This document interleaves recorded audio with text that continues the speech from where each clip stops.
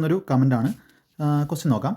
Price of 1 gram gold coin decreased by 10% on its initial price on Monday and increased by 20% on Tuesday, again increased by 8% on Wednesday, 5% increase on Thursday. The final price ഇത്രയാണെങ്കിൽ then the initial price of 1 gram gold coin on Monday.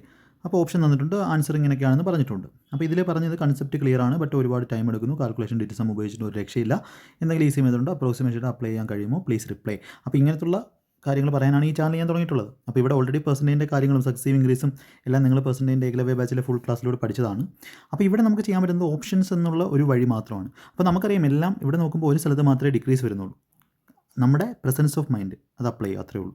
അപ്പോൾ ഇവിടെ common sense apply ചെയ്യുക. ഇവിടെ 10% മാത്രമേ decrease ഉള്ളൂ, ബാക്കിയെല്ലാം increase ആണ്. അതിൻ്റെ അർത്ഥം ഓവറോൾ ഇൻക്രീസ് ആയിരിക്കും വരുന്നത്. അപ്പോൾ നമ്മുടെ ആൻസർ എന്ന് പറഞ്ഞാൽ എത്രയോ ഒരു വാല്യൂവിൽ നിന്ന് ഇൻക്രീസ് ചെയ്ത് വന്നത്. അപ്പോൾ ഞാൻ ഏറ്റവും എളുപ്പമുള്ള ഓപ്ഷൻ എടുത്തു, 4000 എന്ന് പറഞ്ഞ ഓപ്ഷൻ എടുത്തു. 4000 എന്നുള്ള ഓപ്ഷൻ എടുത്തിട്ട് എനിക്ക് അറിഞ്ഞൂടാ ആൻസർ ചെയ്യുകയാണെന്നൊന്നും എനിക്ക് അറിഞ്ഞൂടാ. ഏറ്റവും എളുപ്പമുള്ള ഒരു ഓപ്ഷൻ 4000 കണ്ടപ്പോൾ എനിക്ക് 4000 തോന്നി. 10% കുറച്ചപ്പോൾ 3600 ആയി. അതൊക്കെ മൈൻഡിൽ ചെയ്താലേ പറ്റൂ. കാൽക്കുലേഷൻ ഡെയിലി ചെയ്ത് കാൽക്കുലേഷൻ സ്പീഡ് ഉള്ളവർക്ക് ഇത് ചെയ്യാൻ പറ്റും ഫാസ്റ്റായിട്ട്. 20% കൂടി 3600 നിന്ന് 20%, അതായത് 720 കൂടി 4300 സംതിങ് ആയി. പിന്നെ 10%, 5% കൂടി. ഇതിൻ്റെ 5% എന്ന് പറഞ്ഞാൽ ഏകദേശം എത്ര വരും? 5%. എങ്ങനെ വേണമെങ്കിലും മതി, ഓർഡർ ചെയ്താലും കുഴപ്പമില്ല. അപ്പോൾ 4300 സംതിങ് ആണെങ്കിൽ ഇതിൻ്റെ 5% ഇതിൻ്റെ പകുതി 230, 250 കൊടുത്താലും 4500 വരും.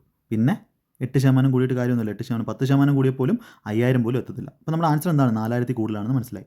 ഇനി നമുക്ക് അടുത്ത എളുപ്പമുള്ള ഓപ്ഷൻ 4500 എടുത്തു. 4500 എടുക്കുമ്പോൾ നമുക്ക് അറിഞ്ഞൂടാ ആൻസർ അതാണെന്ന് അറിഞ്ഞൂടാ. ആദ്യമേ 10% കുറഞ്ഞു. അപ്പോൾ എത്രയായി? അതിൽ 450 കുറഞ്ഞു, അതായത് 4050 ആയി. അപ്പോൾ ഇതിൽ നിന്ന് എന്ത് ചെയ്യുവാണ്? ഇനി കൂടുവാണ്. 20% കൂടി.